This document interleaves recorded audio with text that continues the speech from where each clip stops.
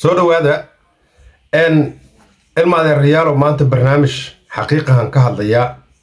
adiga idaawanaya waxaan ka codsanayaa like iyo share iyo wax walba ugu kaalmeen waa xanaaqsanahay anoo wajigaygu u faraxsanayn daarto saana waxba jira labadii container ee ka soo degtay magaalada Muqdisho warar badan oo dacaayado suuqa la gelinayaa soo baxaya waxa la leeyahay labada container waxa laga leeyahay qaatuma iska laho waxay u soo gadatay dagaalka wadakada Muqdisho ka soo degsatay aqliga bili aadamka saxda marka isticmaalno oo aan run sheegno dadkii ka dambeeyay falkan ay jaheynayaan dadka dhinac kale u jaheynayaan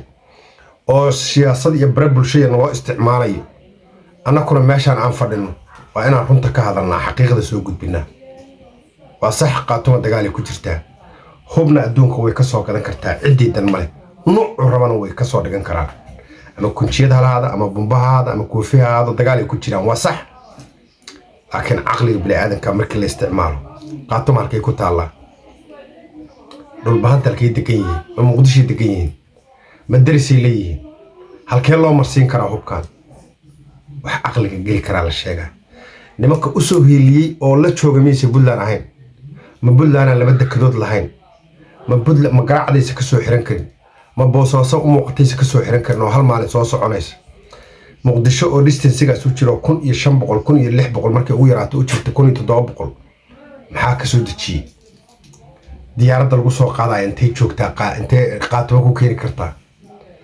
wax qiyaaliyo saasa suuq yahay labada container qaatuma iska leh ma sheegaya inuu qofna inaan ku xadgudbo ma rabo baaritaanka ay nisa ku jirtana qof inaan ugu hordhac ma rabo qofka aqaana xataa magaciisa ma soo gudbinayo laakiin xildhibaano askartooda in la qabtaan ogaa aniga oo falkan gacan kula jira xildhibaano askartooda xildhibaan askarigiisi waardiinay in la qabtay oo falkan lagu qabtaan ogaa okay haddii Muqdisho maanta laga dhaadhiciyo hubkaas tira weynaa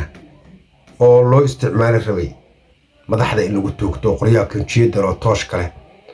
oo kaamirada leh oo silent killer ka yiraahdo oo xabada dhawqeeda qariya celiye oo xabada duu ay dhacdo aan bug aysa dhaheeno ayadoo silent ay baxayso qof kale ku dhacayso ayadoo dhawaaqeeda la maqal meeshii laga soo ridina aan la aqoon qofka ku ag joogan oo dhawaaqeeda maqlin qash kaliya maqlaysa ay amaanka la taabtay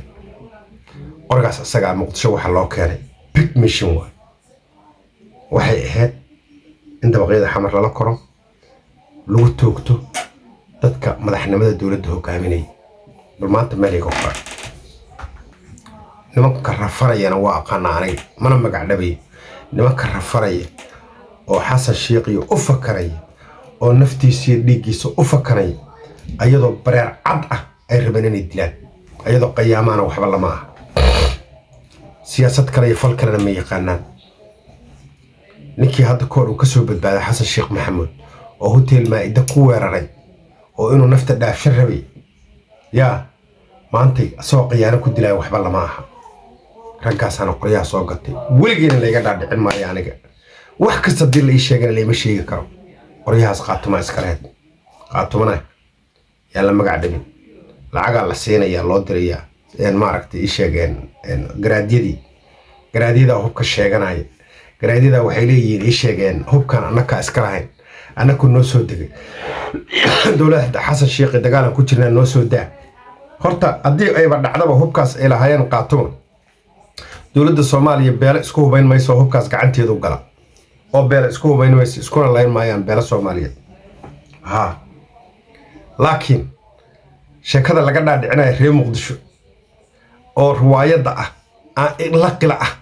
waxaan la qila ah ilaa hadeertaan ragkii falkan ka dambeeyo wada aqaano oo waxaan soo iibiyay oo ragga xildhibaanada wakiilada xamar u joogaan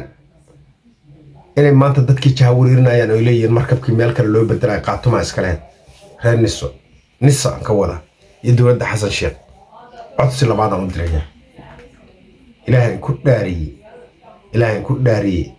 qofka qaraabada ugu dhow ninka baaray dambiga walaalkiis walaashiis ehelkiis hooyis day soo gasho ilaahay in ku dhaariya ka cadaalad fala ilaahay in ku dhaariya ummadda Soomaaliyeed badbaadiye waxaa ku badbaadisaan waxaan arkaysiin markii baabuur lagu soo cabeeyo intee qof aan nooga dhiman lahayd intee qof aan nafta ku waayi lahayd kii soo bookal ahaa waxyaalihii ka dhici jiray hoteeladay ahaayeen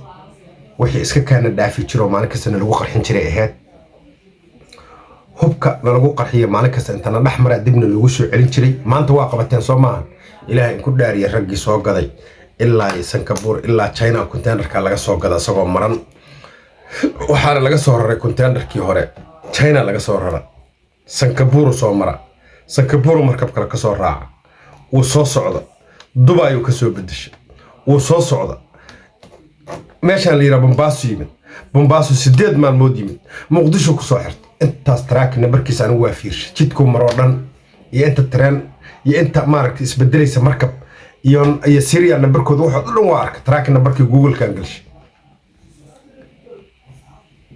ninkii ka soo gaday China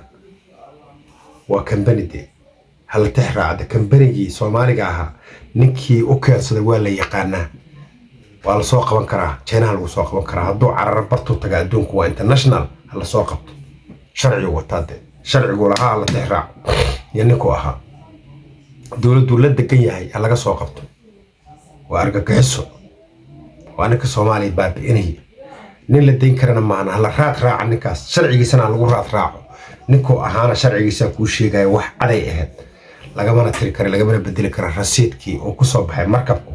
tracking number uu kala lagama bedeli karo waa in tracking numberkaas hawada laga saaraa oo magac been oo kale markaas qadkii hore lumay laakiin trackingkii aan haysanaa waxaan haysanaa la raaci karo oo Google-ka ku jira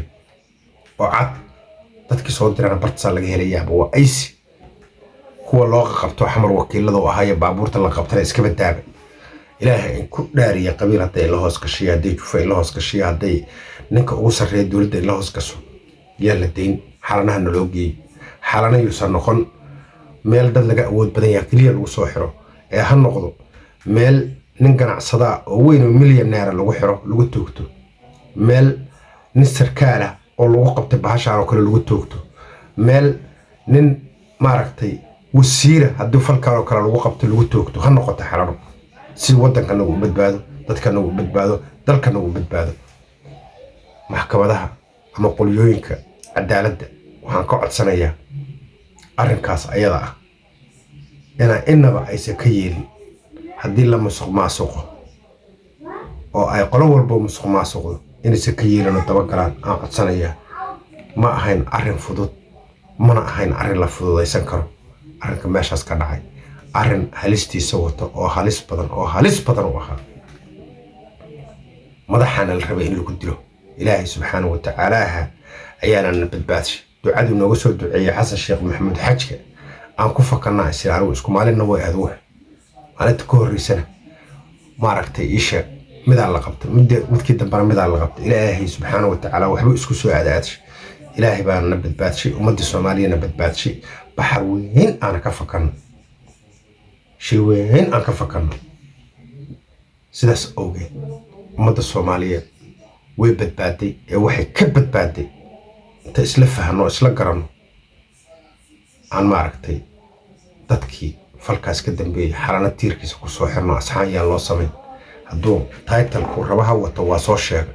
ninku rabaha ahaado waa soo sheeg qoladu rabaha ahaado waa soo sheeg aad baan idin salaamayaa barnaamijkan share gareeye meel walba geliye waa xil guntado ka codsanaya waxyaalahan oo kale marka aragtid oo biyo kama dhibcaanka halista ah ila qaad group walba geli WhatsApp-ka ku dhaxdir group-yadiisa waxa ku dhex jirtaa Messenger-ka waxa ku dhex jirtaa qolalka group-yada waxa ku dhex jirtaa meel walba qofka bini aadanka wax loogu diri karo lagu share gareyn karo sababtoo waxaan ka hadlaa xaq iyo xaqiiqan ka hadlaa qofna farta kuma fiiqin qofna ma aflagaadeen dawladdan wax ma dhibin ayadan difaaciye dadka naga badbaaday ilaahay uu noo badbaadsana waa kuu sheega waxa aan ka badbaadnana waa kuu sheega waxa la qabtay oo dawladda gacanta ku dhigtana waa kuu sheega in laga cadaalad faro oo ilaahay subxaanahu wa tacaala haddaad ka cadaalad fadshid ummadda dambe xataa kugu fakan doonta cadaaladaada adigana waa badbaadi doontaa ka cadaalad fataan kuu soo gudbi barnaamijkan meel walbana geli dadkana gaarsii aad iyo aadan u mahadsantiin anigoo xil guntada weyn